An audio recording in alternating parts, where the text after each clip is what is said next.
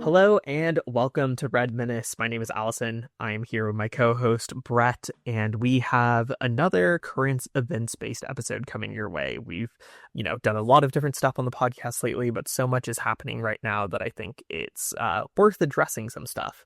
One thing I want to say is I know we kind of go back and forth between more topical and then more current events. We are planning some work around a discussion of the years of lead in Italy and, trying to unpack what happened there. People have been throwing around that time period as analogous to the US to a large extent recently. So we're going to have some conversation about that in some upcoming work that we're putting together. Hopefully that's of interest to people. I think the term gets thrown around a lot without like a very historically deep dive into that time period. So we're hoping to be able to provide that as we move forward. So that said, though, for this week, we're going to talk about a couple of different things. Obviously, the situation in Gaza with the ceasefire is very important right now, but there's so much that is just kind of happening as the contradictions of capitalism, both globally and domestically, just continue to intensify in these very extreme ways that I think it's worth just taking some time to do that analysis. So to start that off, I think, the first thing that we're going to talk about is the ceasefire agreement that has been made between Hamas and Israel. And this agreement obviously is a thing that Trump is pointing to right now as an example of his commitment to diplomacy and peace and all of these things. And for us, it's very relevant because we've talked fairly extensively about the genocide and the resistance to the genocide that is occurring. And there's this question now of, is this the end of, not necessarily the genocide? I think the genocide has been happening since the Nakba, but of this very acute phase of, intense genocidal violence. And on the left, I think you've seen quite a few different responses to this coming from different directions of people saying, okay, well, I don't want to hand it to Trump, but this seems like it might be it, versus skepticism towards whether or not the Israelis will be willing to, actually stick to this in the long term. And I think it is difficult to provide any sort of real analysis as things are shaping up. There's a disarmament that is going to be a part of this in some level, which I think is going to concern those who have been very supportive of armed resistance. The question of what government will look like as the deal goes into effect, I also think is up in the air. The statements that have been made by the resistance groups have, not shown complete support for some of the absurd demands that Israel and the US are making. And I also think there's a broader geopolitical question that has to be wrestled with.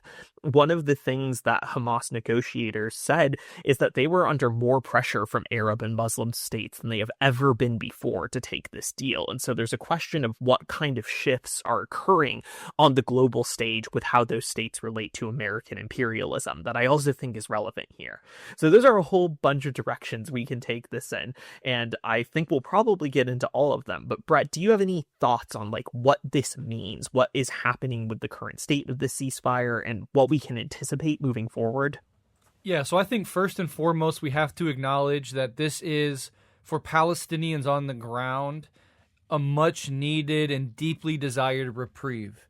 That whatever happens next, that any second of the Israeli and U.S. boot off their neck, of the constant bombings, the displacements, is good for the Palestinians, and we want nothing more than for Palestinians to be free from fear and violence and the genocide that's been occurring since the Nakba and is in this incredibly brutal phase recently. So I wanted to start off by just kind of highlighting that.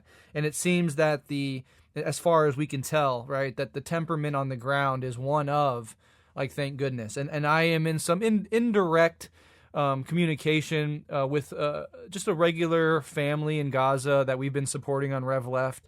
That I get sort of mediated communication with. And clearly that's what they've been begging for, hoping for, anything to stop the constant displacement, if not fear of death looming over them 24/7. So I wanted to highlight that and just kind of highlight the Palestinians and their right to exist and live as like the main thing that we can never lose sight of when we get into these more grand discussions of geopolitics and what it means. So having highlighted that, I just have some questions. I mean, the first thing is I approach this with skepticism, right? Because the U.S. and Israel have done this before. They've used diplomacy as a smokescreen to launch attacks. They've promised ceasefire, agreed to ceasefires, and then immediately violated them. And the bigger question is, well, like, if we're supposed to think that this is the final like sort of ceasefire and everything's good now, like, from the perspective of Netanyahu, the Likud party, and the genocidal state apparatus of Israel more broadly, how could this be the end? Like, what is the thing here that they're just now going to basically take the boot off the neck of Gaza, ostensibly let Hamas reconstitute itself, let the Palestinians start rebuilding? That doesn't seem to be in line with the vision of what Netanyahu and the Likud party and just the Israeli government more broadly, with mass support from the people, right? Not Netanyahu in particular, but the general assault on Gaza has widespread mass support. And we also know that this was never about the hostages, right? Netanyahu, they don't give a fuck about the hostages. It's a thing that the people on the ground care about. And insofar as there were protests against the war, it was almost solely and narrowly because they wanted their hostages back. Now, there is going to be a prisoner hostage swap, right? So that Hamas will release hostages that they still have, which are, I think a couple dozen at this point, if I'm not incorrect about that. And in exchange, we'll get something like, I believe I heard the number 2,000, something like that, political prisoners back. We'll see how that goes. I think Hamas has to release their hostages first, and then, they get theirs back. So we'll see how that process goes and what the government of Israel makes of it. Right? Do they take the hostages and immediately use them in some sort of way to reignite tension so they can go back in there? And then an even broader question I have is, the pivot to Iran. The U.S. and Israel didn't overthrow Syria for nothing. They haven't been bombing Yemen and Lebanon for nothing, right? They haven't been conducting this multi-front war for West Asian hegemony for nothing. And they didn't bomb Iran's nuclear sites for nothing. We don't know, how devastating that actually was. And by all intents and purposes, it seems that it wasn't like a fatal blow to Iran's capability to build up nuclear weapons or enrich uranium or whatever. But still, it seems that is what their goal is. So one part of me is thinking maybe they are taking a break from Gaza, giving Netanyahu and Trump short-term political wins that they can take back to their people and say, Trump can boast about being crucial to the ceasefire deal, and in some sense the U.S. was here, and Netanyahu can go back to his people and say, hey, I got the hostages back, right? And then, they can also reconstitute and sort of reform their beleaguered and beaten up reserve army that has been, going head to head against Hamas in Gaza as well as on other fronts for an attack on Iran. Israel has been for a very long time, and it's been increasing lately, carrying out sabotage and terrorist attacks inside Iran to weaken its infrastructure, create an atmosphere of chaos, and basically just try anything they can to heighten the contradictions internally within Iran, to weaken the government as a prelude to a more vociferous attack. And Netanyahu, especially in Hebrew media, does make very clear that this is a temporary ceasefire, that Iran needs to go, and he's been saying that for decades. So I'm incredibly cynical that this is somehow the end of the conflict. I think this is a strategic move by Israel and the U.S., and I think it gives them short-term political victories for the leaders of these two genocidal fascist states. And I think that it's just the eye of the storm, if you will. But before I say more, Alyson, what's your analysis on that stuff? Yeah, I think you hit on several things that are really important there. I mean, one is just the ideological makeup of like domestic Zionist ideology in Israel has not shifted to the left whatsoever, right? We Far from maintain it. kind of this like very maximalist blend of revisionist and religious Zionism that has territorial maximalism as one of its fundamental claims. The language around settlement continues to expand. Violence in the West Bank has actually only intensified in the last several months, and this notion of greater Israel continues to be floated in domestic Israeli politics. And so the conditions for, some sort of shift to a two-state are simply not there, I think. And so we should be skeptical of anyone who tries to frame this ceasefire as a step in that direction, I think. Obviously, that's not how Netanyahu and the governing coalition frame it, but that is definitely how more liberal Zionists are trying to talk about it. And we should more or less reject that framing, I think, because the conditions within Israeli politics for that to even be on the table simply do not exist to begin with. And I think it's worth being attentive to that reality.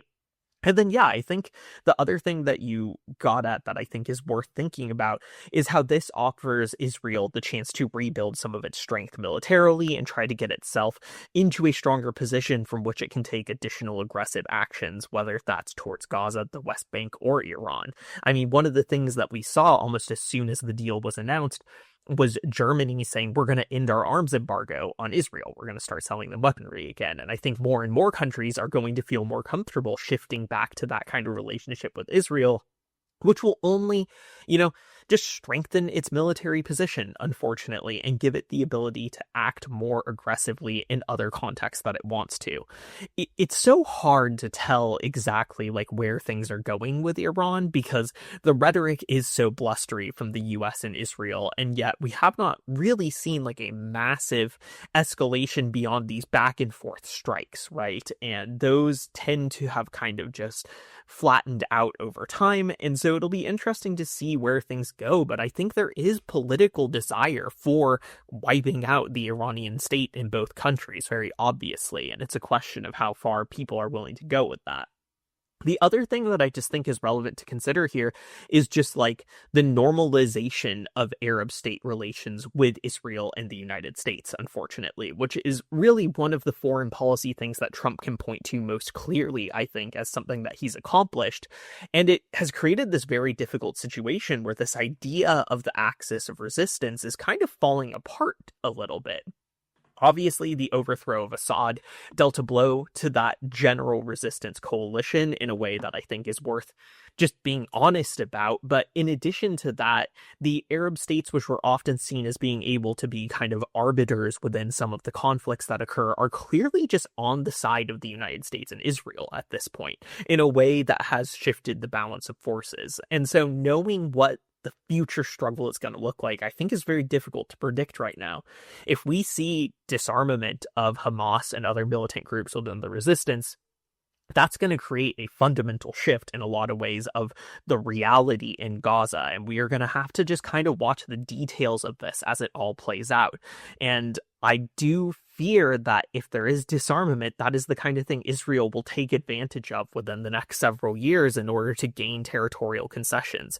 The desire within the religious Zionist community to take Gaza and to actually settle it is very, very high. And they are an increasingly important part of the governing coalition in Israel. So I remain cynical. I remain skeptical. I remain thankful that, as you said, the Palestinian people are having at least some reprieve right now that is so absolutely necessary, and that really has to happen. But, I don't trust Israel one bit. I trust the US just as much. I think the situation likely is a pretense for a consolidation of strength for both of these governments, and in the long term, that worries me. Yeah, and I go back to something I've been saying from the very beginning, which is that there's this, what I've been calling death drive accelerationism on behalf of Israel, Netanyahu, in particular, personally, politically, legacy-wise, right? He is an egomaniac. He's a fucking psycho. He does care about his place in, Zionist and Israeli history, or he might even conceive it as Jewish history more broadly.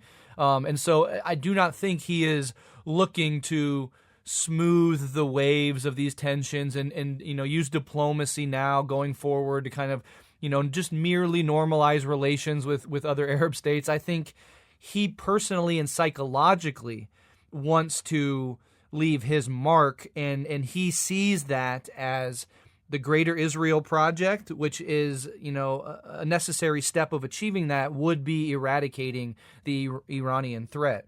Iran is in and of itself the bulwark against the Greater Israel vision and just, the bulwark against Israeli hegemony in the region.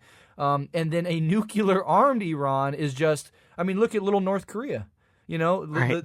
The DPRK, because it has nuclear weapons, it is just the ultimate deterrent from being able to do anything against it. So, it's unacceptable from the view of Israel for Iran to become a nuclear power. And there's the psychology of Netanyahu at play here. And, one of the things I think one of the many trajectories this could take is, if we are at all correct that this is a sort of reconstitution of forces as a prelude to an attack on Iran, in a war with Iran, particularly if the U.S. is directly involved, is an ultimate attention umbrella over which Israel can finish the job in Gaza. If there is a multi-state conflict versus Iran, a hot war with Iran, the sort of hyper fixation and focus of the global world, the media, whatever, on Gaza gets shifted, right? At least a big part of that attention pie now is going over to Iran. And under that umbrella, Israel can finish what it started. Think about what the state Gaza is in right now. Gaza is in fucking ruins. So even if there was no more conflict, no more attacks on Gaza whatsoever, they were completely left to do what they may. They have to just rebuild. That's a generation of rebuilding if they can even get the materials in, right? Because Israel still controls its borders and trade, etc.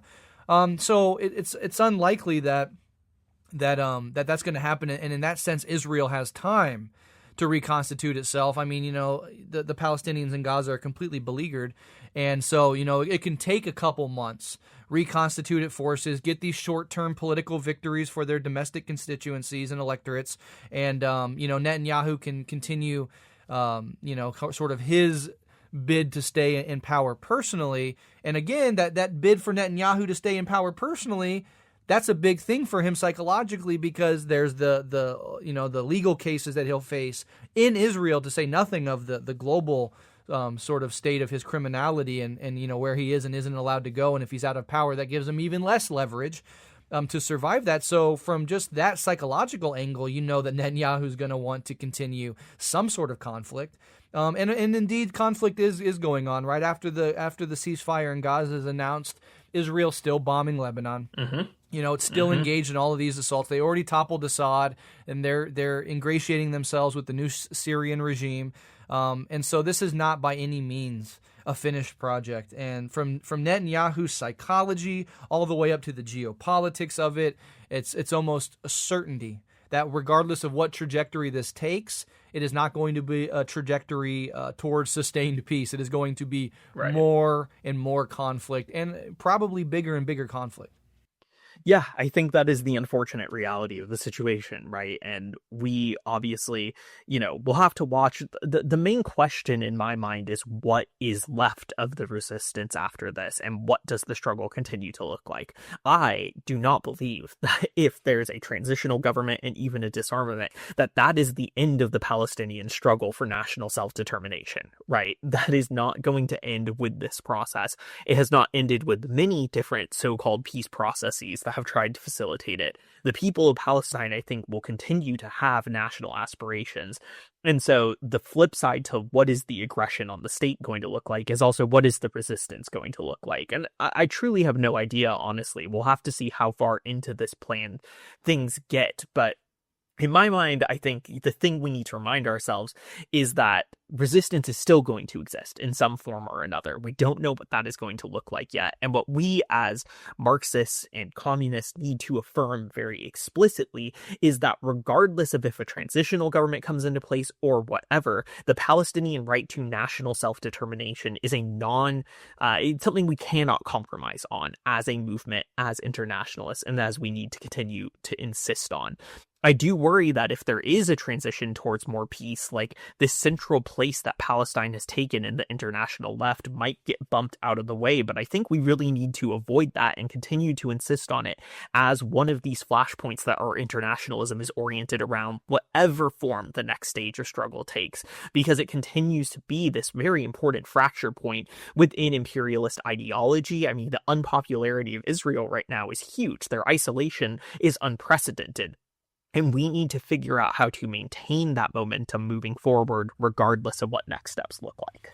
Yeah, and my very last word on this is that, to your point, another positive, another strategic victory that this ceasefire allows for Israel in particular is as a pressure release valve for the ratcheting up of the global pressure on Israel in the form of, even though we know it's half-hearted and bullshit, the European states coming out and, informally or whatever, recognizing a Palestinian state, but also the flotillas, which we're continuing to build. That more and more were happening. It was bringing Israel into conflict with not only domestic populations around the world, but in some extent, and to a limited extent, like even European powers, right? There was I think a period of time where the Italian Navy was, at least to a certain degree, ushering the flotilla along, and those things are intense. And then every time Israel would stop the flotilla and get on, all the activists would come out and talk about the horrendous conditions they face. Greta and Chris Smalls getting roughed up, the racism, Ben Gvir coming out and saying we're going to treat them just like the terrorists, etc. That ratcheting up of pressure is going up, and now it can dissipate just a tad. It'll never go away, but it can dissipate just a tad. But that's also, it speaks to the point I was making about this is Netanyahu taking his ultimate shot here, is long term, Israel has completely decimated its reputation. It is still popular among the American economic and political elite, and that's enough for it to survive for now. But over, the generation, a generation or two across the world, there are very few places where there's a positive view of Israel. And everywhere there are positive views, it's a fucking fascist clown fucking show, like in Argentina, Malay, the Trump government in the U.S., and obviously, the Zionists around the world and in Israel in particular. But that's not going away, and they know that, and they've forever, I think, lost the left, the global left, and their hope is that if they can somehow, some way carry out this project while maintaining support among, in particular, the American right and center, that they can still live on, that they can still have the necessary American funds and military and economic support needed to continue to carry out the Greater Israel vision. But that's dubious. I mean, the American right, for many reasons that are good and many reasons that are bad, right, are turning against Israel. And the younger generations in particular are turning against them. And in fact, I would say it's one of the main schisms on the American right now. I mean, go on the American right, and you'll see a lot of the discussion around Israel killed Charlie Kirk, right? Candace Owens and Fuentes is against this idea that Israel did it, but it's still in the conversation. Ian Carroll every day posting about, we found a new one, the Redacted show on YouTube. These are all right-wing shows that I follow to keep a finger on the pulse of the American right. And that's like the number one schism happening right now. So I don't know. Israel is in a very dubious position, and over the medium and long term in an even worse position.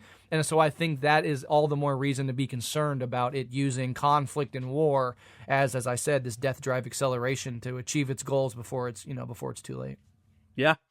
No, I mean, I think that death drive is absolutely what's at play there. I'll transition us to another application of that death drive, unfortunately, which is what is happening with Venezuela right now. So I'll set a little bit of context here because I think there are several layers to this. So obviously, U.S. aggression against Venezuela has been a mainstay of U.S. foreign policy across multiple administrations now, and a desire to depose the government there has been, very dominant. You can see this through just kind of overt coup attempts like what happened, with Juan Guaido. You can see this with U.S. kind of I don't remember if they're special forces or people who have a military background with the U.S. who were captured a couple of years ago within Venezuela. You can see the collaboration that occurred with the Venezuelan military kind of rebel factions who decided to side with that coup. And you can see it through the intense economic sanctions that have been applied over and over and over again to Venezuela to destabilize their country, to try to prove that this nationalized oil economy doesn't work, etc., etc. It's the same playbook that we see with U.S. imperialism towards any country which tries to go in its own direction and establish some form of economic sovereignty over its resources. And so this is ratcheting up recently. Interestingly, Venezuela has becoming very central to Trump's kind of domestic and international policy. Domestically, much of the crackdown early on for his increased immigration raids had to do with this argument that Tren de Aragua is some international terrorist organization, and that they, as a transnational cartel and international terrorist organization, can be cracked down upon within the United States in order to justify things like deportation to CCOT, etc. This was the basis for their invocation of the Alien Enemies Act as a justification for much of this. So Venezuela has played a big part in the domestic policy, and that designation as a foreign terror group and as a transnational cartel has now led to a situation where the U.S. military has basically missile struck multiple Venezuelan boats. Now, these are not Venezuelan military vessels or government boats. The U.S. claims that these are drug cartel boats being used to smuggle drugs. There is a very high likelihood that these are just fishermen, honestly, and one of the boats apparently may not even have had Venezuelan citizens on it. It appears, based on comments from Petro, that they were Colombians, potentially, although it's a little unclear exactly who it was that was on that boat. But we've seen this increase in literal military action. Today, Pete Hegseth announced that there's going to be a higher focus in the Southcom region on fighting transnational cartels, by which they mean attacks on Venezuela because of this conflation. Their argument is that the Venezuelan government is a direct backer of these gangs and cartels, and that they are essentially an indistinguishable entity. So all the language about transnational cartels as foreign terror groups is really about justifying aggression against the Venezuelan government. Now, to top all of this off, you've probably all heard about the Nobel Peace Prize, which was awarded to Maria Corina Machado, who is I'm going to be honest, piece of shit fucking resistance person in Venezuela. They call her a democracy activist. She has said that the first thing she would like to see is the privatization of Venezuelan oil, the opening up of Venezuela to foreign investment, and she has praised Trump's attacks on these boats. This is no anti-autocratic or anti-authoritarian resistance figure. This is essentially comprador bourgeoisie who wants to sell her country to the West. That is what she is. And unfortunately, you've seen this choice to give her the prize work to do some manufacturing of consent with liberals. Liberals were really quite concerned that Trump was going to get the Peace Prize. He was kind of demanding he get it, and liberals were rather mad about that possibility. And so when it was given to a pro-democracy Venezuela activist, I've seen many liberals praise that as good. They gave it to someone who deserves it, not Trump, ignoring the fact that this person is a right-wing reactionary who supports Trump, and again, who wants to see her country hollowed out by Western finance capital, and who was backed for the Nobel Peace Prize by Marco Rubio. Like, literally, it's just, there is not a distinction here. But clearly this is meant to actually, manufacture consent for further aggression against Venezuela. We are seeing a ramping up, and this is a very concerning situation. I think it would be incorrect to believe that the Venezuelans are not ready to fight if an all-out fight comes. I think the reality on the ground is that Venezuela has had a movement that has created some degree of an armed populace who are trained and who are ready to resist. But I think this is something we need to be keeping a very close eye on because things are moving in a very concerning direction at the moment. Do you have any thoughts on kind of all of what's going on, Brett? I have so many. So the first thing is like this whole idea of, opening up the U.S. or opening up Venezuela to, multinational infiltration and taking over of their natural resources. This is just a stark, clear example of what Lenin was talking about when he says monopoly capitalism is imperialism, right? This is like a quintessential little just real life example of how that actually works and how imperialism is necessary for the interests of monopoly capitalism. So that's just an obvious point that I think is just worth noting. The other thing is these attack on these fishing boats, like, you has said, and I'm not saying that I disagree with this. This is the framing that these are military actions against drug cartels or whatever. I think it's important to realize that this is just straight up extrajudicial murder of non-combatants, and for all we know, non-drug related people at all. Like one of the boats that was hit was a Colombian boat, and the Colombian president said these are Colombian fishermen, and this is an act of fucking war in our waters.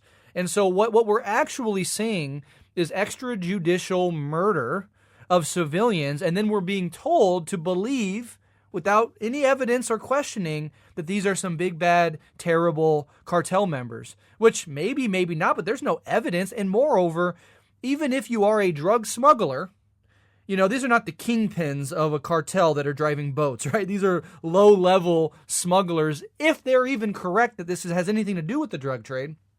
And the crime for that, even if you were to go to trial and everything, is not instantaneous execution by Trump. Right? And again, Trump has committed almost certainly, well, without a shadow of a doubt, has committed crimes 1,000 times worse than even the worst accusations against the people on these boats. And he gets to live. And with the Epstein connection, it's almost certain that there's pedophilia or statutory rape in his background, and that's aside from the actual genocide. He's actively and consciously helping participate. This is a mass murder, serial killer, freak piece of dog shit, and he's murdering people, and it puts it up on the American media screens, and everybody's like, "Oh yeah, that's good." Like nobody even fucking thinks about this is extrajudicial murder of fucking people who we have no evidence whatsoever other than Trump's dumbass word that these people deserve to die. This is fucking insane, truly insane.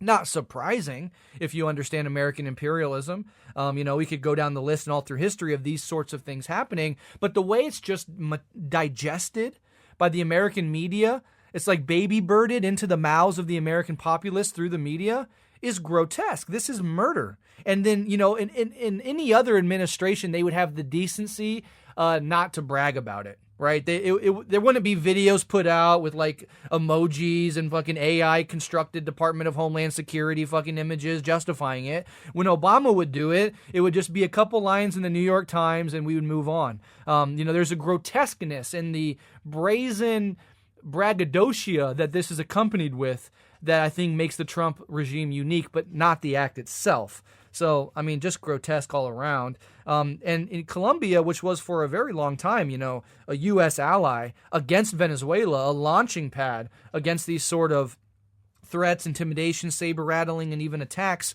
on Venezuela. Trump is really turning there is like a more left-wing president there. And then Trump is doing all of this, which is turning Colombia even more and more overtly against the U.S. and U.S. imperialism in the region. That's an interesting dynamic that's evolving, that now you're even alienating Colombia. There's still, I'm sure, plenty of fucking pro-U.S. forces and sentiment within Colombia, especially in the political and economic elite. But still, it's an interesting development. Maduro, as far as I understand, has made certain overtures to the U.S., like, can we negotiate here? Can we compromise here? Like, I do not want my country to be fucking attacked overtly by the United States after, again, decades of sanctioning and, intelligence operations and decimating making the economy scream, as Kissinger would say. And so, Venezuela is like all these victims of the U.S. sanction regimes and the, CIA attacks and undermining, is not in a strong domestic situation. They're strong domestically in the sense that the people of Venezuela, through these actions, have dialectically learned and had their political consciousness raised to understand the machinations of imperialism, and that will create a lot of genuine sentiments in the people of Venezuela to fight back and resist. So in that sense, Venezuela has the masses on their sides. I do believe that most Venezuelans, even if they have disagreements with the Maduro government or whatever, are educated enough to understand that they are not going to accept the complete U.S. infiltration and plundering of their country, not for their interests, for U.S. corporate interests, right? They know enough to know that, and we see mobilizations of not only the military proper, but, you know, street militias and forms of community defense that will come out. So how this war is actually played out is an interesting thing. Another thing I want to highlight, you mentioned Marco Rubio. Marco Rubio, like, this is like, where is there a broad base for such actions in the American electorate? Like, nobody wants. We don't even want any war in Iran. Nobody wants also war in Venezuela. This is a Marco Rubio wish list being checked off, and Marco Rubio represents this small, insane fucking constituency in fucking Florida of, you know, right-wing, expatriates of Cuba and Venezuela, etc., that want this. So this is an incredibly tiny, insane fucking constituency in the U.S. that is elevated to having policy priority because Marco Rubio is in this high position in this fucking Trump regime. And so we really have to understand that you know, Marco Rubio is, I mean, there's always been attacks on Venezuela, but he would love nothing more. Yes. You know what Netanyahu wants for the Palestinians and Palestine, Marco Rubio wants for fucking Cuba and Venezuela. It's at the top of his fucking list. So again, the whole idea of cartels and gangs is a mere Trojan horse for Monroe Doctrine, right? This is just a long desired outcome in the military and political and economic elite of the United States, the imperialist United States. They want to overturn these regimes. They have for decades. And the fig leaf being presented here is gangs and cartels as a way to get in here. And the very last thing I want to say, I know I'm being long-winded, and I'll toss it back over to you. But here is my sort of idea about what the strategy is here. The ICE deportations are obviously deeply connected to this. So many of the Central and South American immigrants that come to the U.S. come in large part, as Alyson and I have made clear for so long, because of the outcome of the sanctions regimes, of the imperial meddling in the destabilization of all these countries for generations, mind you. And so there's a direct cause and effect here. The thing that ICE is doing and the Trump regime is doing is, let's deport as many people as we physically can, shut down, lock down the border, and then that is a nice pretense. That's the table being set for these wars of aggression against these, you know, Central and South American countries, and particularly Venezuela, that will massively destabilize these countries, right, and will send a bunch of migrants, you know, anywhere but there. But if we're already engaged in deporting, we're already acting as a deterrence in the way that we're violently and fascistically attacking and deporting people, and we're militarizing and shutting down the border, we can withstand that wave of desperate fucking people fleeing a further destabilized Venezuela, etc. So I think the ICE deportations, there's many reasons around that. But one of those reasons is to fortify this whole state this militarized border regime, in order to absorb and prevent the influx of desperate migrants, because that would be a bad look for the Trump regime, right? Let's start a war in Venezuela. People are already against extra wars, and now we have an extra 100,000, 500,000, millions of people from this region surging northward out of desperation because you further destabilize an already destabilized country. So these things are deeply and profoundly connected, and I think when we talk about it, we can't lose sight of that. Yeah, I think that domestic connection is absolutely crucial. And I think it's important because that's what cuts through the ideology of the Trump administration, right? Their whole framework is this concept of America first, right? And so they'll tell you the reason we need to secure the border is so that when you put America first, we're not losing resources to immigrants, blah, blah, blah, blah, blah. And there's been, always some attempt to play at like non-interventionism, right? Oh, we're actually opposed to US foreign policy overseas. We don't need NATO, blah, blah, blah, blah, blah. And that is just absolutely not true. And I think you framed it very well. The way that the immigration crackdown actually facilitates the international aggression, and there is a self-reinforcing between those two strategies coming from Trump, I think is just absolutely crucial. And I think that is why for us as communists, we have this very difficult task, I think, of drawing those connections and being able to connect them, not just on a podcast like this, but in existing movements and struggle around all of these things, right? In the US right now, there's massive organizing being done in community self-defense to resist the immigration crackdown that is happening. And that is crucial and needs to happen. But the job of communists involved in that work is to start to draw these bigger connections as well and start to show for the people who are involved in these very concrete struggles how this is all interrelated in such a way that we need a unified, broader struggle. And I don't know, maybe I'm reading too much Lenin recently. Like, it's very on my mind how much we need to unite these different struggles and expand this. But I think your analysis here, Brett, gives us some of the analytical framework for how to understand the relationship between this horrific Monroe Doctrine foreign policy, which I don't even think the Monroe Doctrine's the unspoken part. They're using that term now, unfortunately. But the connection between that foreign policy and the domestic crackdown around immigration, which I think is very quickly going to escalate into a domestic crackdown generally beyond just immigration.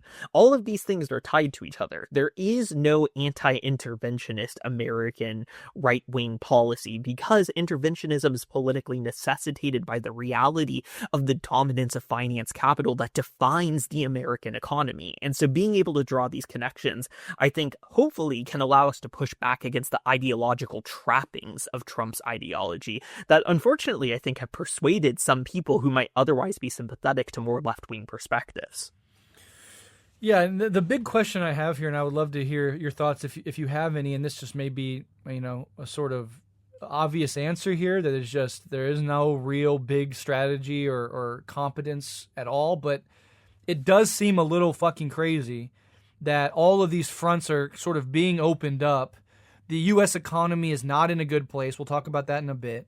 The Israel situation doesn't seem to be ending anytime soon, and a war with Iran seems plausible, if not likely. And Netanyahu has made that clear as such, and we know that if Israel pushes forward on that, regardless of what Trump says or wants, the U.S. will fucking go along with it. There's always China looming in the background and Taiwan, but that's been put on the back burner, I think, as these other fronts are attempted to be sort of dealt with first.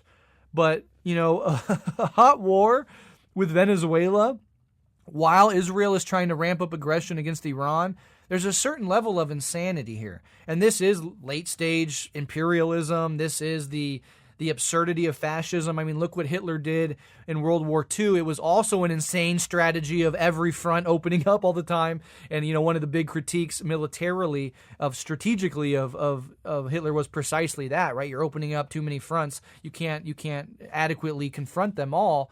And I think we're seeing something like that occur again here, that there is just so many fronts opening up. And as you push forward on those fronts, new fronts will then open up, right? As you push forward on Iran, you push forward on Venezuela, you're destabilizing entire regions, you're making surrounding countries make a choice, and things get messier and messier from there. We saw with, Iraq and Afghanistan that there's this hubristic confidence on behalf of the U.S. state that they can just go in and have their will, and they couldn't do it there. They couldn't do it in Vietnam. They couldn't do it in all these other places, but still that insane hubris persists. And so maybe that is the answer, right? Just incompetence mixed with hubris that they can push on all these fronts, or maybe one of them will fizzle out. Maybe the Venezuela thing will fizzle out. We saw many years ago the attempt to push Juan Guaido forward. We saw the attempted sort of weird under the first Trump administration, this attack on Venezuela that the Venezuelan fishermen packed up and put a stop to. Yeah. And so maybe this is another iteration of that. But again, I think the new variable here is that you do have Marco Rubio as the Secretary of State. He's ideologically committed to this. And all of this ultimately is materially good for the military-industrial complex, right? There's nothing wrong with multiple fronts if you're, the military-industrial complex, which has a huge foothold in the deep state, in intelligence agencies, and in the ostensibly civilian government already. So maybe maybe I answered my own question there. But what are your thoughts there? Yeah, I mean, I think there's a few aspects to what's going on. I mean, I think the first thing that we need to recognize when we're trying to understand if this is incompetence and where it's all going is that the Trump administration's not fucking popular right now, right? Yeah. Like, the popularity has actually been pretty low. They're just blatantly lying about polling results to try to make it look higher at this point. And the economy is falling apart in a pretty staggering way in terms of jobs added and in terms of other economic indicators that would show that the lives of your average person are getting better. I also think there's this thing that is driving a lot of the Trump administration right now of this fear that Trump is getting older, he cannot be the political leader forever, and they may not be able to consolidate under someone else. And to me, what this multi-front thing almost feels like, both on the international multi-front and the just kind of like domestic multi-front repression, feels like this race to just do as much as they can with this moment that they have right now, knowing that the clock might be ticking both on how long Trump is going to live just because he's old, and also how long a populace would be able to tolerate these things.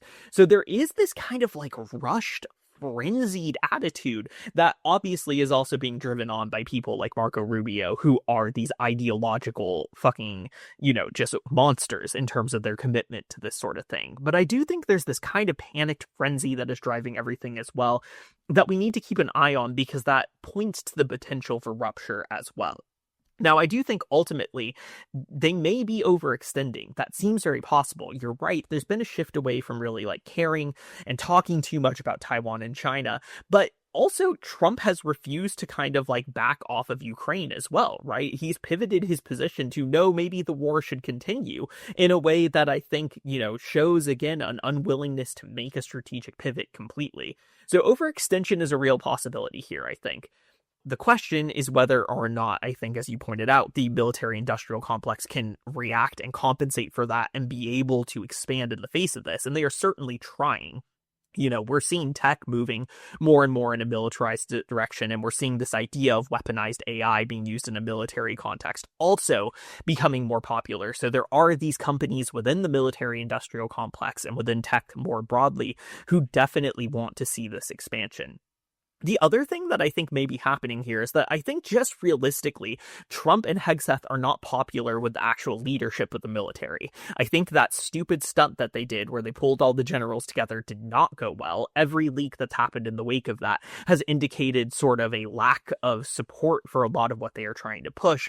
And so facilitating something like a hot war is a way of pulling the military together in a more united way that is able to strengthen their control over it potentially, because it makes this a more dire necessity to have military unity under the control of Trump. So I do wonder if there's a consolidation of military power that is driving some of this as well. Yeah, that part's really interesting, because you got to think like all these military leaders, we have obviously a million critiques of the military and all this shit, but when they see some fucking alcoholic Fox News host, pundit clown take them from all over the world and tell them, come here to listen to my stupid fucking Twitter post about, fat people in the military or whatever the fuck. Right. They take that as incredibly fucking patronizing, annoying bullshit that this fucking asshole has the balls to come and tell us what we need to do, how we're not running things correctly, being talked down to by this fucking clown who just barely got sober 3 months ago. Like, this is, and telling everybody else how to carry themselves, how to shave their beards, how to get themselves in fit. If I can be fit, you can too. And he just lives this cushy fucking life where he's overpaid to do absolutely nothing and just stumbles forward in life to higher and higher echelons of status and careerism. I mean, for those guys in the audience, how you could fucking hear the eyes rolling. And so that is not a way in which you consolidate support in the military. Now, there's not going to be a goddamn military coup against the Trump administration or anything, but that gap of legitimacy and buy-in from the military will have consequences. Now, if Trump says it's time for war, they're going to get the fuck up and go to war. But those consequences, I think, are going to be more subtle, less obvious, but still weaken resolve and weaken any attempt to make more aggressive moves. And so I think, but I do think conflict is coming, right? I think that was also a sort of prelude to some sort of aggressive act. Is that going to be in Venezuela? Is that going to be in Iran? Is that going to be somewhere else? I'm not quite sure. But it was an attempt at a pep rally to, in the minds of Hegseth and Trump, to get their military ready for something that they know in the back of their minds that they're not making public quite yet is coming. And again, this is the last Trump administration. He is getting old. He, like Netanyahu, is an insane fucking narcissistic egomaniac that thinks he's making America great again and making America stronger. And so that psychologically can lead to these insane overreaches that are not strategic, that are not well thought out, that don't have mass support, don't even have mass support within the military, but has mass support in this smaller and smaller echo chamber bubble that Trump and Hegseth and Marco Rubio are in, that makes them convinced this is a good idea. They're all kind of amping each other up. So it's interesting to see where this goes. But yeah, I just thought that Hegseth display was shooting yourself in the foot. Like, if you wanted to ingratiate yourself to the military, that is the exact opposite way to do it. And at the end, I think it is formal procedure not to clap at political speeches. Right. But at the end, you could see Hegseth deflated when he finished his punchline of his stupid fucking speech, and there was complete fucking silence in the audience. And again, a lot of these guys have been through a lot more, are older than Hegseth, and do not take kindly to being fucking ordered around or bossed around by this dumbass, Right. Yeah, and I think we should be attentive to these contradictions that exist, right? I think you're correct. There's no military coup coming or something like that. But these contradictions matter because they do shape the decision-making that comes from the administration. Yeah. Do you have anything else on Venezuela broadly, or do you want to transition to the next topic? Yeah, I think we can transition to free speech and fascism, which is just dialectically just another aspect of what we've already been talking about. But I do just want one more exclamation point on this conversation. It's just the conflagration of conflict that we're seeing around the world. Even hypothetically, how do we as a species, as a country, step back from this ledge, right? It seems that the only way forward, and all from Ukraine to Taiwan, from Venezuela to Iran, from Palestine, anywhere else in the world, it feels like the only thing that the momentum of this can lead to is catastrophe, right? Is World War III, is some sort of, this is a powder keg that is already being ignited. And, you look back at World War II, you look back at World War I and the run-ups to those, global conflagrations, and you can't help but see not only like certain repetitions, but almost in some cases a worse situation for all of these things to really pop off into some dramatic thing. And so there's so many variables at play that I think even if there was some come to Jesus moment by multiple leaders of crucial countries here, that the momentum itself is pushing the world over the fucking edge here. And I think we're going to see us plummet over that edge sooner than many think. Yeah. Yeah, no, I'm in complete agreement that it is hard to see how a corrective course could occur here. And that is part of what's so dire about the political moment. Right. So that said, let's talk about what that means domestically a little bit. And some lines that are being crossed there potentially. So I will say, like, broadly, the question of whether or not, this is a fascist regime or not is not something that I think we can answer on this episode. And I think people have very good reasons for wanting to use the word fascism and very good reasons for not wanting to use the word fascism. At the same time, a thing that I hope we can recognize is that there has been a qualitative increase in domestic repression that is happening, or a quantitative increase in domestic repression that is happening in the United States, and that is having some sort of qualitative shift on U.S. society more broadly in this way that is not just the sum of all of the changes that are occurring. There's been a shift that has occurred. I think in many ways, the question of free speech after the Charlie Kirk assassination has become very crucial to this. So the difficult thing is that we still don't really know why Charlie Kirk was killed or any of the details about that. But as everyone who listens to this, I'm sure, saw, the government took it as an immediate opportunity to begin to paint this framework of domestic left-wing extremism now engaging in political assassination.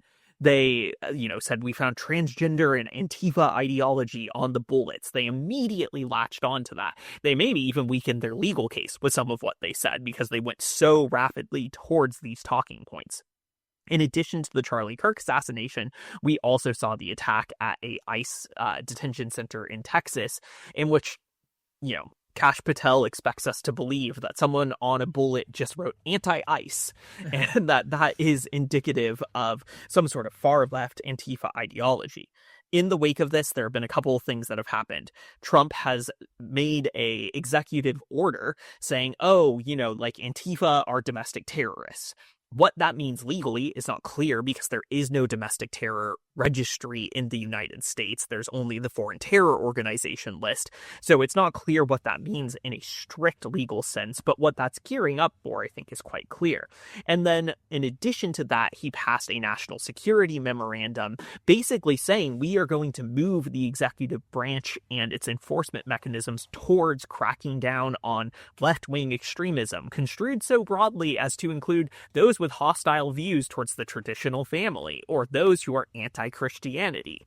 And so they are moving to consolidate this idea of a left-wing domestic threat that is so broad that it absolutely does just include liberals, honestly. They are defining it extremely, extremely broadly.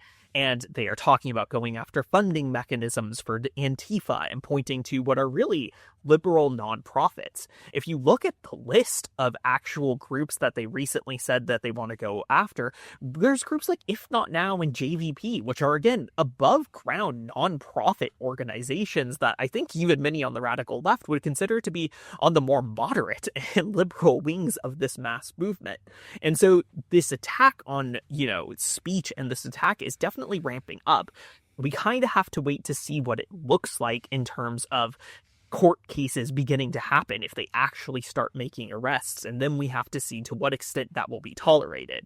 But things are sharpening quite intensely. I think one of the things that is complicated in the United States is that we have the First Amendment. We have this notion of freedom of speech. But the First Amendment is very broad, and the question of what the scope of the First Amendment is really comes down to several court cases that the Supreme Court could overturn. The most important one is probably Brandenburg versus Ohio, which found that violent and inciting rhetoric is only illegal if it poses an immediate threat of leading to lawless action. And so under the court precedent previously, you could say we should overthrow the U.S. government, and if that statement is not backed by an immediate conspiracy to do so, it is theoretically legal under the precedent that has been set, even though there are laws on the books that say calling for the overthrow of the U.S. government is illegal. Later, the court would develop a clear and present danger test as a way of testing whether or not speech is legal, again, with this idea of if the speech is not backed by an immediate criminal action, then speech is not illegal in terms of political speech and incitement. But it is clear that we have a Supreme Court that does not care about precedent, that does not care about these things, and there's no legislative framework protecting that kind of speech. In fact, the existing federal legislation is much more restrictive about speech because of the McCarthy-era laws that were passed, and it is the court that has defended a more broad interpretation of speech. And so it seems quite likely that the Trump administration will take repressive action that goes in the face of those previous court decisions like Brandenburg versus Ohio, in the hopes of creating a situation for overturning that precedent. We'll have to see what this looks like when things begin to get worse, but I think it is very likely. One of the things that they've highlighted consistently is the use of the IRS to try to go after organizations, which actually reflects some of the tactics that they've used against organized crime as well. And so in addition to just trying to make specific forms of speech criminalized, they also might increase financial scrutiny in a way to try to look for mistakes on the books for various organizations or something like that, and using that as a justification.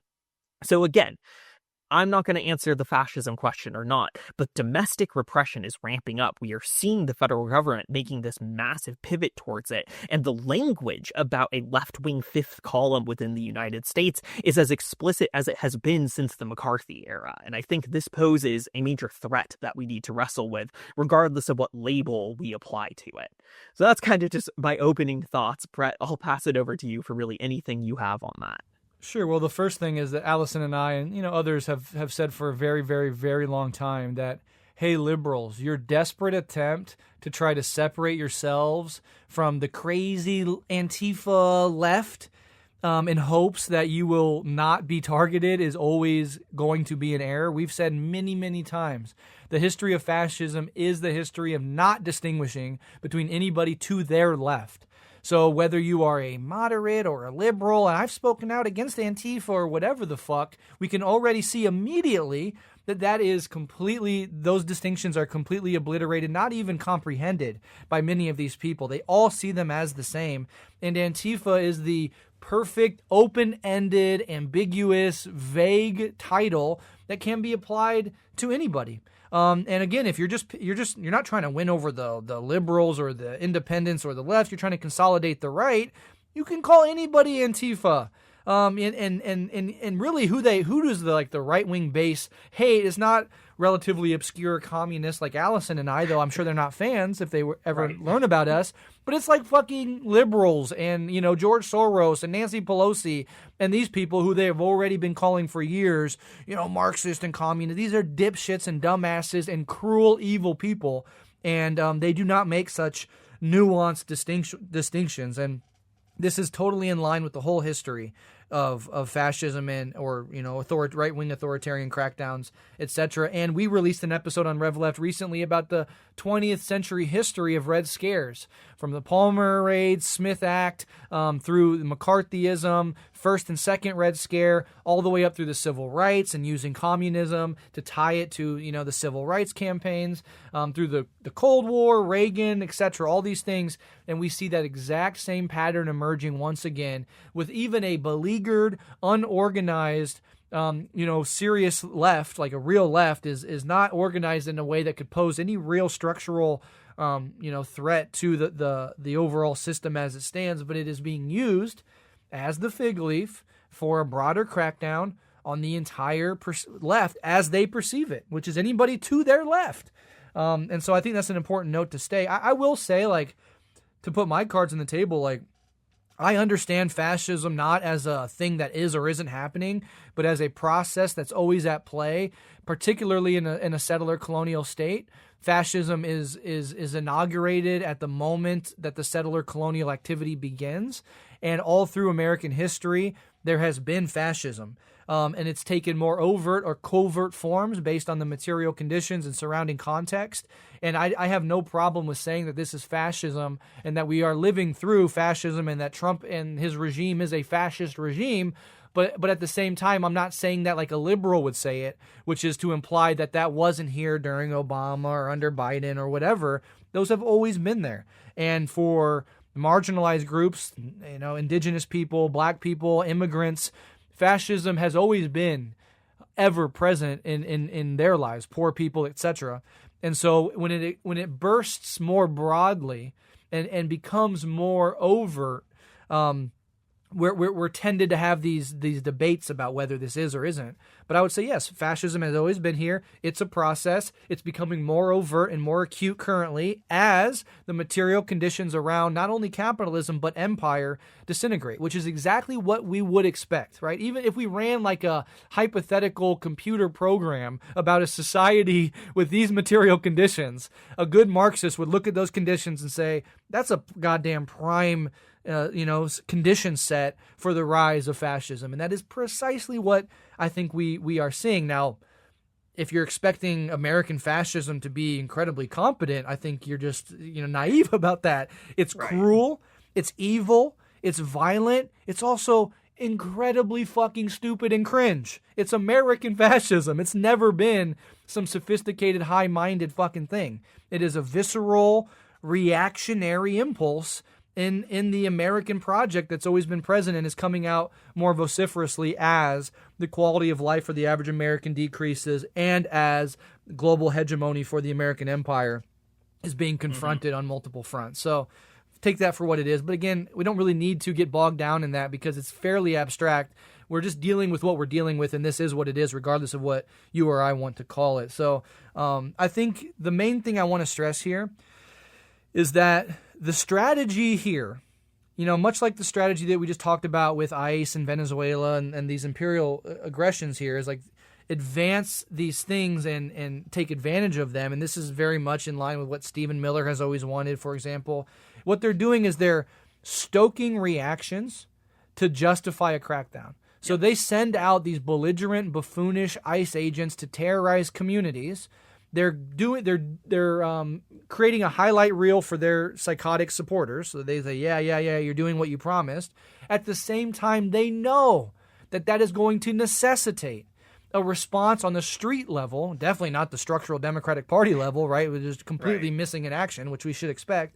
But from the street level, is going to provoke a response that they can then use as the pretense for a further crackdown and point to as justification for, if not outright martial law, then a broader crackdown, which is already happening, right? And they're targeting these places that over the last 5 to 10 years have been particularly in the news for, in the case of Chicago, crime, and in the case of Portland, radical leftism. And they're pushing ICE into those areas, knowing that they're going to generate a response so that they can then justify the crackdown.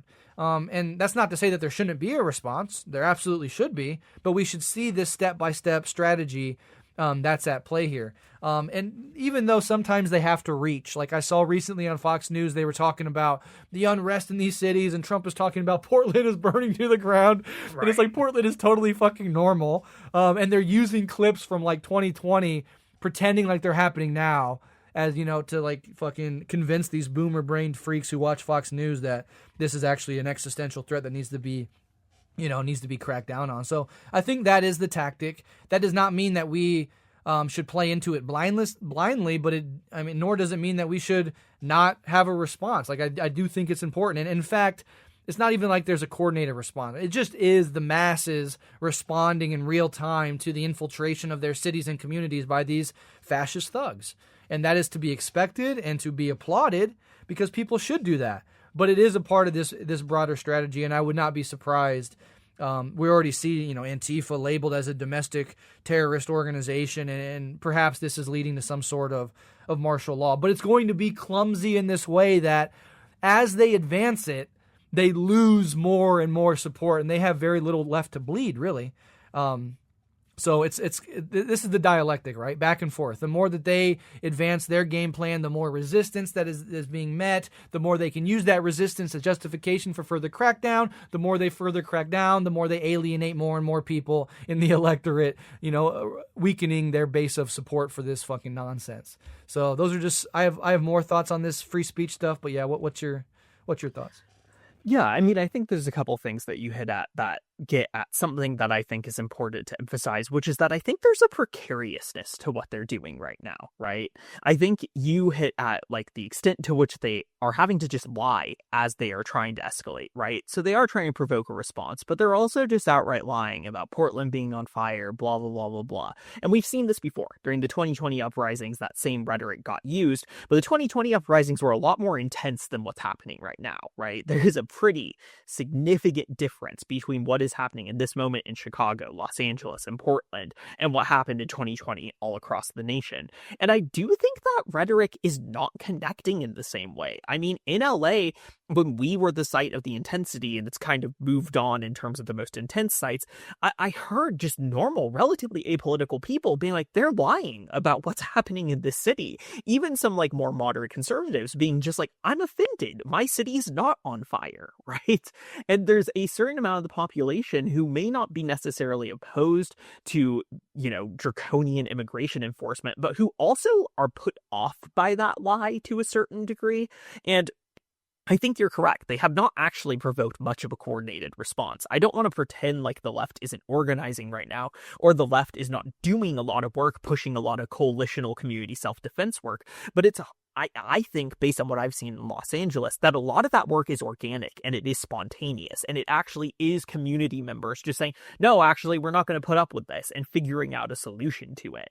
I mean, here in LA, so many of the people I know involved in that work are just the children of undocumented immigrants, like the adult children who are trying to do what they can to defend their own families, essentially. And so there is this very organic nature that I think makes some of the lying like really stand out to the populace, and they are at risk, I think, of overextending a little bit. I do think that's just a real possibility that has to be wrestled with right now. And so we do need to coordinate a response, and we do need to pay attention to the extent to which they are having to lie. We need to politicize that and bring that fact to people in a way that gets them angry and gets them ready to push back. I mean, again, like, I think we're behind, honestly, on coordinating. And realistically, all that I've seen from the left has been largely defensive in orientation. No one's figured out how to move beyond that. And that's okay in a moment of astute crisis, but defensiveness is not going to be sufficient in the long term to a certain degree. And so there will be a need for more coordination, and that will dialectically ratchet up the state repression simultaneously.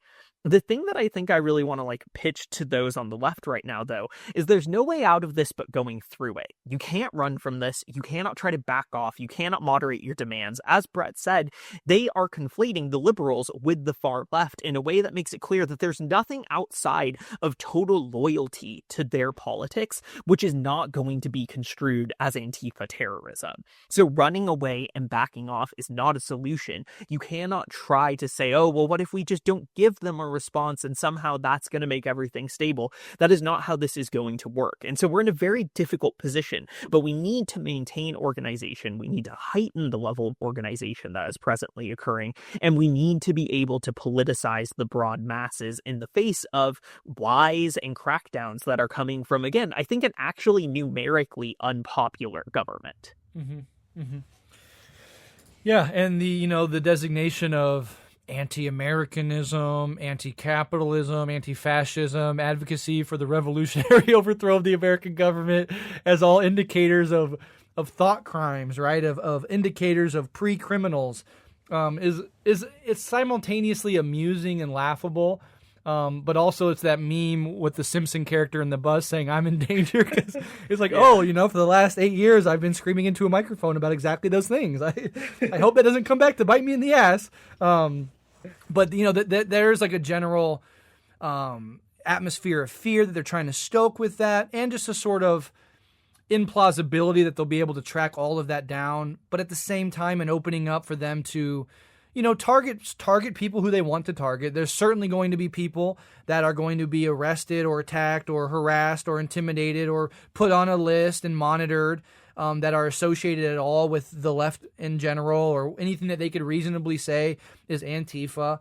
And that is cause for concern, and something that, I worry about in my own life. And I'm sure a lot of you have questions like, is this Trump bluffing and talking shit, or is this actually real? And when you marry this Trump regime and those sorts of politics with AI, which we'll get into here in a second, there is a real now bolstered ability for this repressive regime to use AI to do some of the things that before were implausible, right? You have, like, during the war on terror or whatever, and the NSA and all these things that came out, they're compiling all this information, but there was a practical limit on the amount of information that people could siphon through.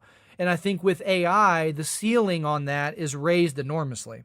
Even with all the limitations of AI, which we'll get to in a second, I think there is an ability now to just scrape social media, find these posts, elucidate networks of connections between people. And, when they start doing that, like a lot of us, if we have any social media presence at all, are going to be in those networks. Does that mean that we're immediately going to get a knock on the door? No. But it does mean that we're going on lists, that we're being monitored, and this has an overall chilling effect on people and what they do, at least publicly and outwardly. And I think it's also smart to be careful about what we do say publicly, knowing you just have to assume that anything you say publicly on any of these corporate ran fucking techno-fascist platforms are going to be scraped and identified and connected with you. And so that does, it's a call for some basic sort of strategy when it comes to that stuff. But they are building out this AI surveillance state. That, I think, is the main driver.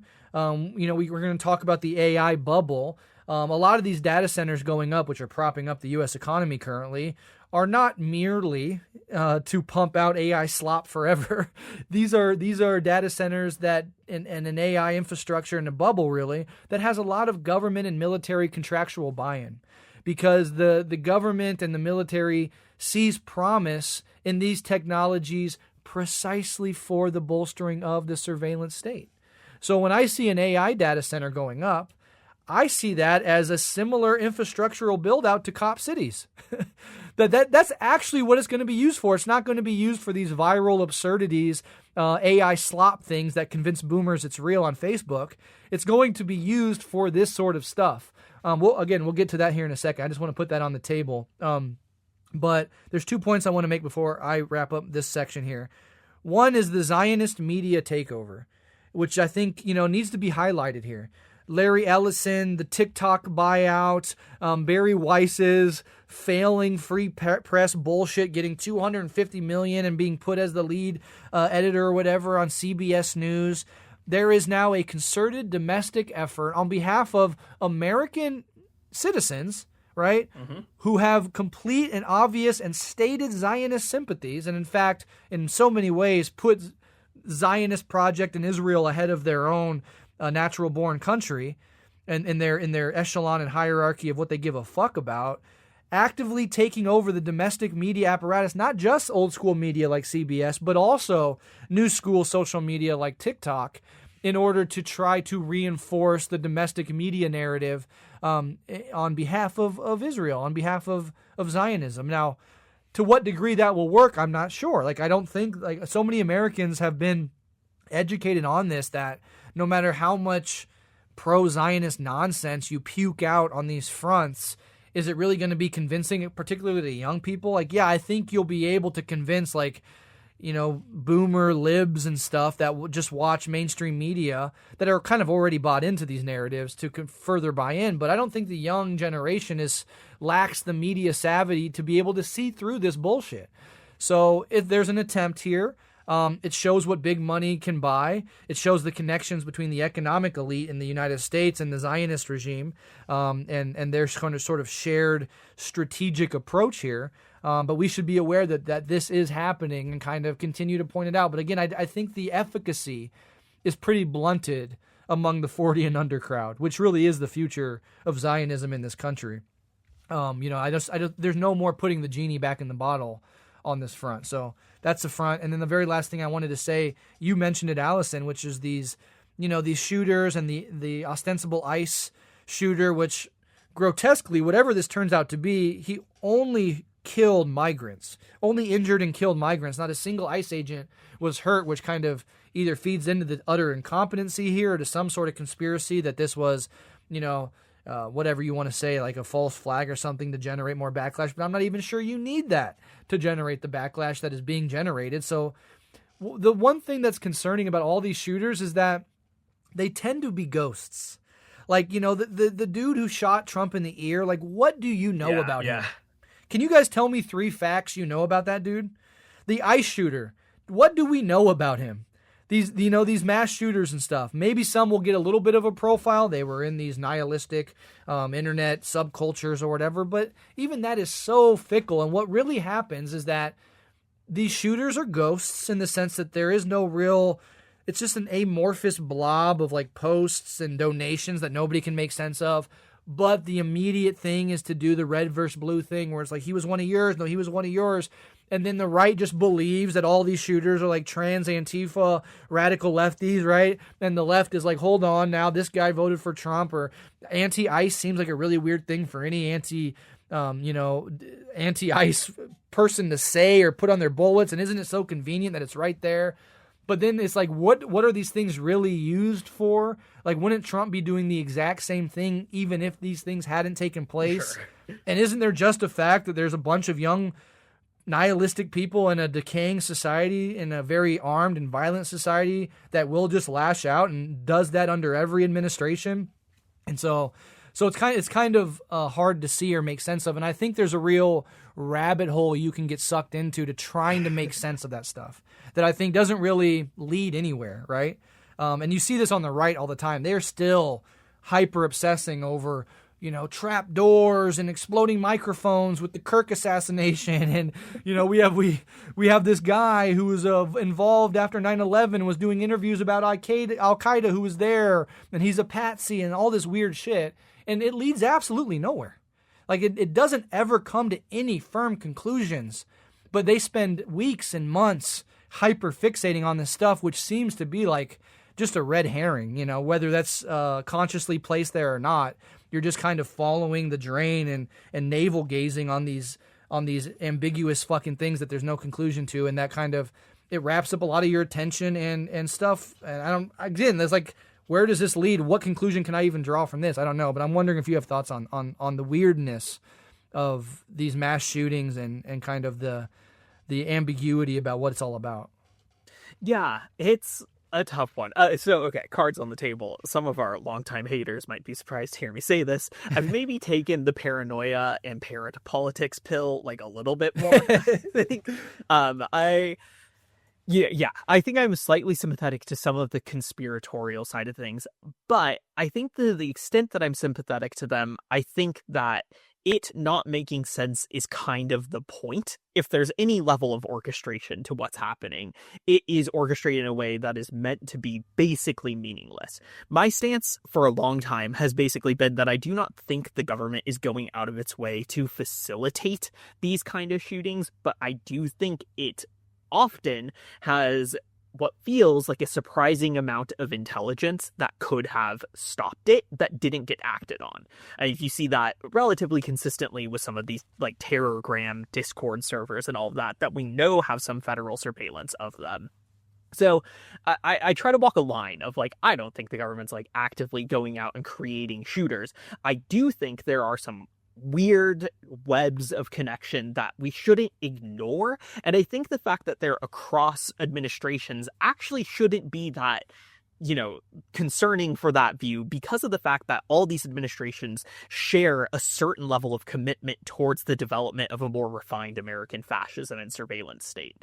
I mean, broadly, if I have to really put my cards on the table, I think the uptick in nihilistic shootings, basically, in these teen subcultures defined by nihilism, defined by a certain form of like white supremacist esoteric fascism to a certain degree, probably has some overlap with intelligence work. And I think the real indication of that, if you want to read a really good piece, would be to read the Rolling Stone article about Otto Moffin's attempted attack on a U.S. military base that gets into how the FBI has been paying and funding someone to write text in support of the Order of Nine Angles, one of the kind of groups involved in this. Again, does any of that mean that there's like this concerted centralized conspiracy? I actually think no, but I do think that all of that indicates that this kind of material, this nihilistic nonsense floating out there that is motivating these actions, is something that the intelligence apparatus is willing to tolerate. I think because it creates these ghost-like, impossible to understand phenomena that justifies increased surveillance, that really justifies whatever the government needs at a given time, and that increases the amount of tension in the population more generically. So I definitely maybe am a little bit more on the parapolitics side of things here, but I don't think, maybe I'm a moderate on this question, I guess, is where I would place myself. I'm kind of Machiavelli pilled on the sure. on the Israel Charlie Kirk thing. It's like Do I think Israel carried out the assassination of Charlie Kirk? No. But do I think it's kind of good that the right wing is convinced that they did? Sure. I'm like, okay, kind of. So there's a little realpolitik going on that I'm kind of amusingly watching. Like, and if you're interested in that, like, check out like the Candace Owens stuff around Charlie Kirk and the text messages that she just revealed. And the short of it is just that, ostensibly, according to these narratives, at the end, Charlie Kirk was turning against his Jewish Zionist donors and actually had texts that actually have been verified by his own people that Candace Owens put out that basically said Charlie Kirk was talking to his Jewish Zionist donors saying that he can no longer support the Israeli cause and was moving more in the direction of Candace and Tucker Carlson, who were his close personal friends, on that issue, and was, inviting on Dave Smith and these sort of figures on the right that, these big money donors did not enjoy him doing. And these texts at 48 hours before he was killed saying that more or less he's breaking with the cause, according to this narrative, is the impetus that Israel would have to carry out such an assassination. So again, this is them following their own, kind of conspiratorial minded thinking on that issue. But what it does do materially, and for our interest, whatever's true about that, is that it generates more and more disdain and hatred and distrust of Israel on the American right among younger conservatives, which is the exact demographic Israel does not want to lose. And Netanyahu having to come out 48 hours after Charlie Kirk was killed to try to convince people that he didn't do it is a fucking huge shift in the Overton window on the right that I'm having a little, as I said, Machiavelli-pilled enjoyment at watching unfold. So sure. I don't know. Totally. No. And again, like, I think at the end of the day, like, people get carried away with the speculation one way or another. I think we can see materially what the impacts of everything that's happening are. And like trying to uncover some vast conspiracy might be interesting, but it is not immediately useful. And frankly, at this point, I am too busy with like actual organizing to spend any time worried about that. It's just kind of where I land intellectually a little bit more. But the practical on the ground considerations remain somewhat the same regardless, I think. Mm-hmm. Absolutely. All right. Well, I think we have one more section here to cover in our notes, and that is what we've been alluding to, which is the state of the economy and its relationship to AI and the almost certain AI bubble that is continuing to be inflated and is actually, and literally this is true, holding up the U.S. economy. Yes. If this motherfucking AI bubble bursts, the entire economy is going to collapse like a house of cards, and I think make 2008 look pretty damn tame by comparison. So let's transition into talking about this and the economy. Some facts I just want to make up front about the economy. 50% of all consumer spending is done by the richest 10% of Americans currently. I think something like 93% of all stocks are owned by the top 10%. Without the construction of these data centers, the U.S. would already be in a recession.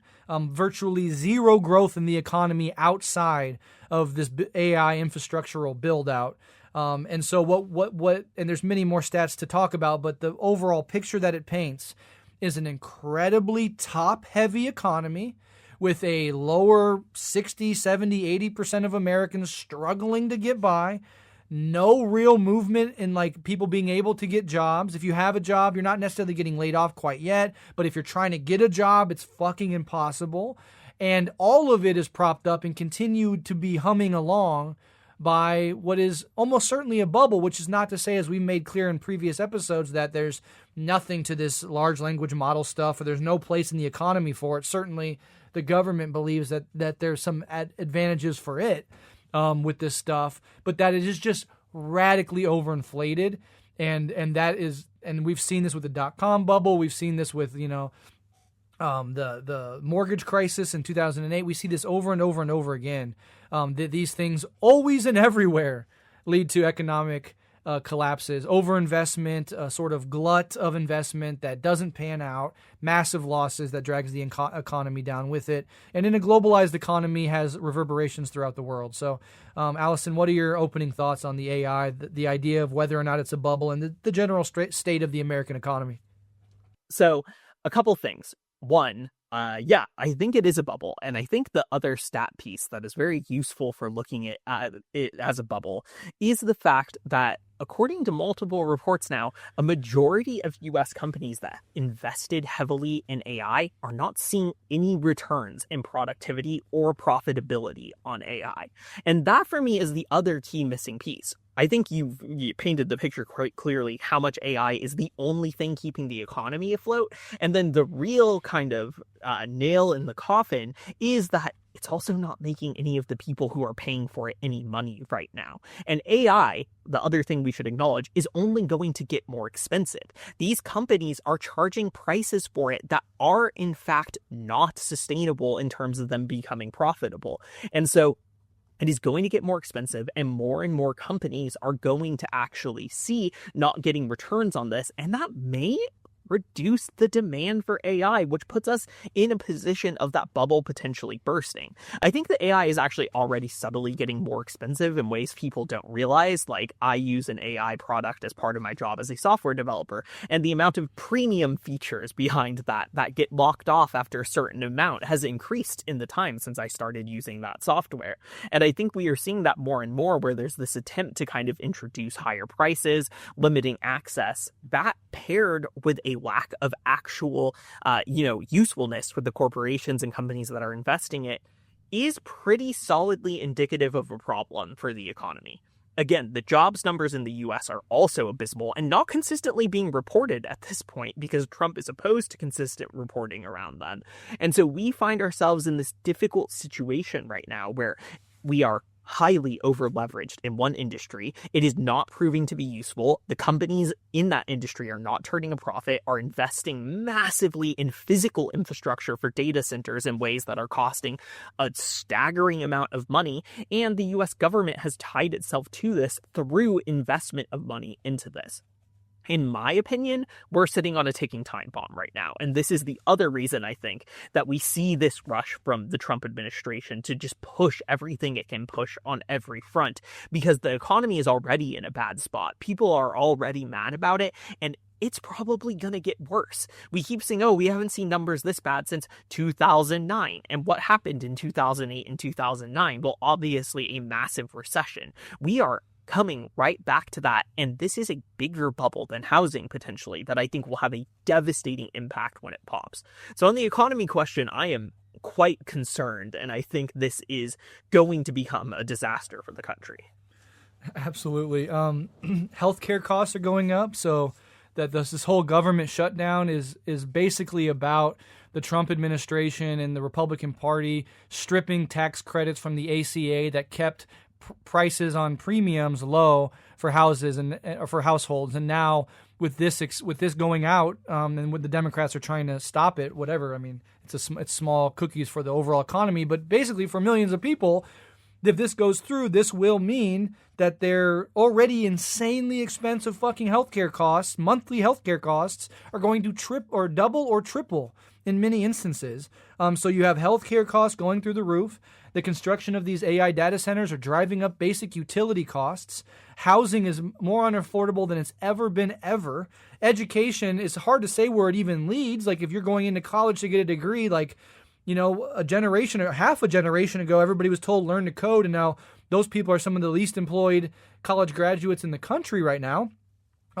This is a real, a house of fucking cards. A fascinating fact I just heard is that there is now more private equity firms in the United States than there are McDonald's. There's about over 16,000 private equity firms compared to about 14,000 McDonald's across the country. And what does this actually mean? Well, it indicates the top-heavy nature of the American economy, because private equity firms are primarily interested in putting together financial products for a certain class of people that can afford it. Again, we get back to roughly the top 10%. So you have an economy that is based on a bubble, that is driven almost in large part by the top 10%, that is now facing, even if the AI bubble collapses, I think it's fair to say that there's going to be massive job losses to LLMs to AI, especially going forward as these things are maybe made better. There's real precarity for young people trying to find a career that might last. The trades, like as somebody who is now in the union trades, are being really driven forward by these data center buildouts. It's a bonanza right now for the trades, but that's a short-term bonanza that comes, at all these other costs. So there's a real contradiction there.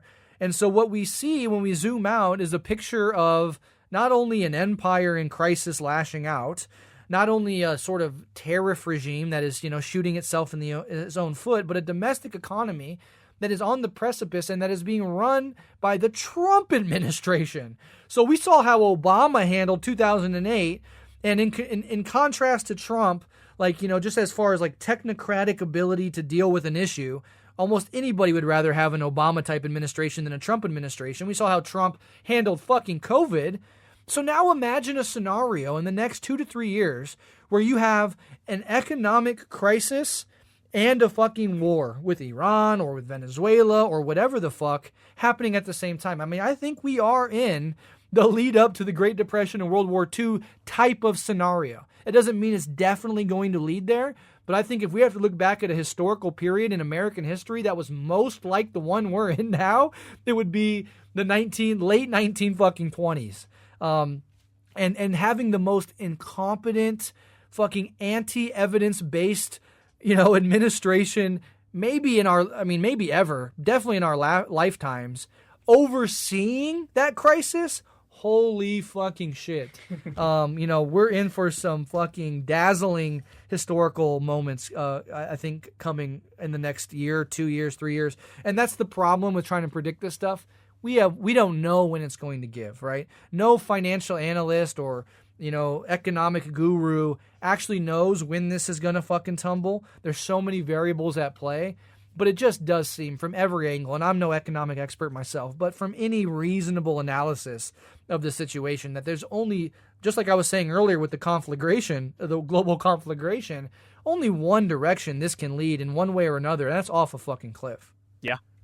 No, I completely agree. And I think the comparison to that particular time period, it's horrifying to think about that, right? But that is what it feels like, I guess. And, I'll try to give us something positive here again, which is that all of these conditions are going to increase desperation significantly in this country. And that can be taken advantage of by fascism, or it can be taken advantage of by socialism, right? I said this, this is some friends recently, things are getting a lot worse. It's still socialism and barbarism, just like it was 10 years ago and just like it was 100 years ago, right? Yep.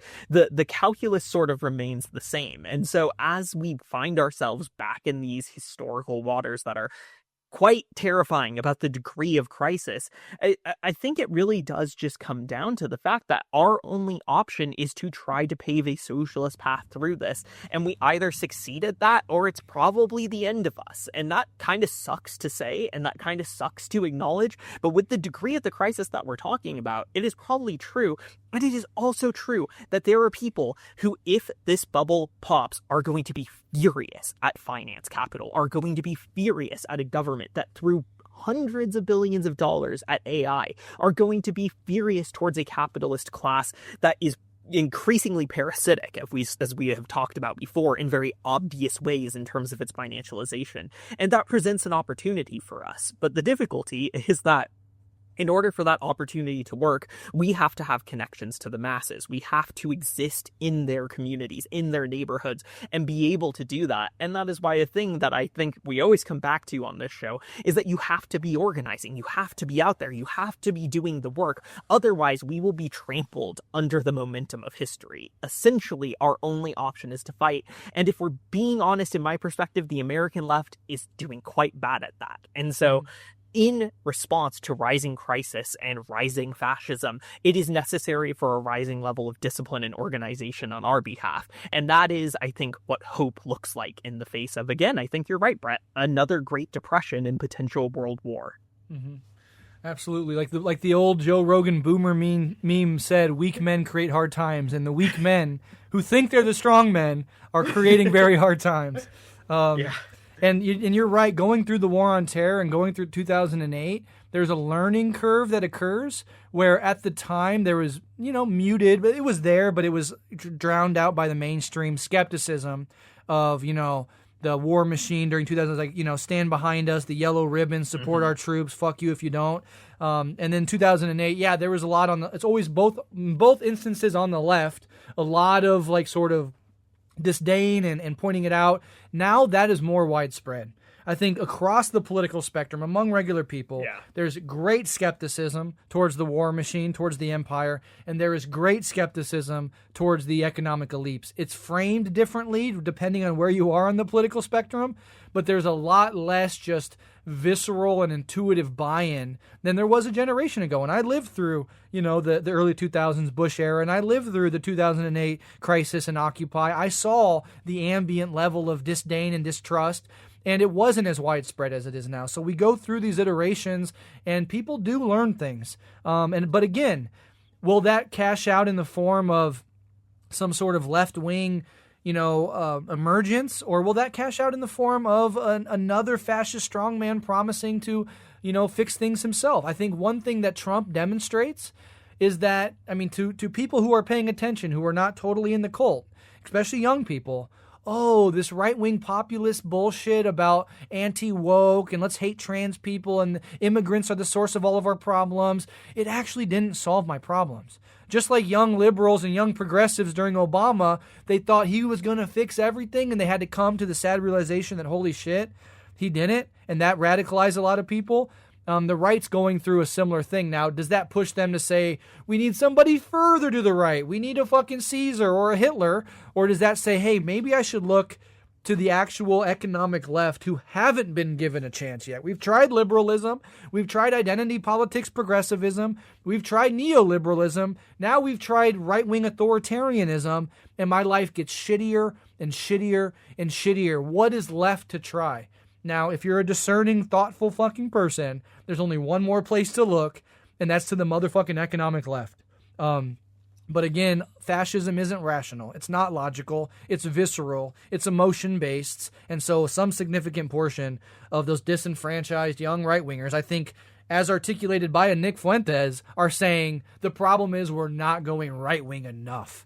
And so that's the conditions we're entering here. So, yeah. And it's our job to offer an alternative, I think. And that is going to be a difficult task. But again, I think those are the stakes. We do that or we lose to fascism. And at the end of the day, that means that we need to step it up, which is not a fun message at the moment, I think. But unfortunately, where we're at. Absolutely. All right, well, let's wrap it up there. These are rapidly developing situations, so we'll keep an eye on it.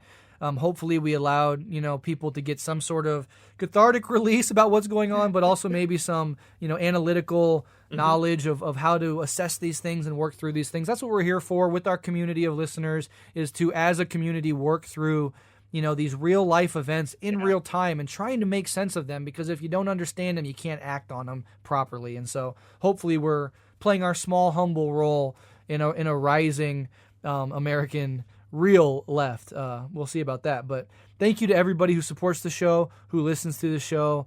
Free Palestine. Our hearts are with everybody fighting ICE, fighting the Trump regime. And we do have hard times ahead of us, but those hard times are opportunities for us to elevate our being, right? Not only elevate our society, our revolutionary consciousness, elevate the sort of people we are, because all throughout human history, our ancestors, no matter who you are, went through incredibly fucking hard times, and how they responded to those hard times is what we look back and call history.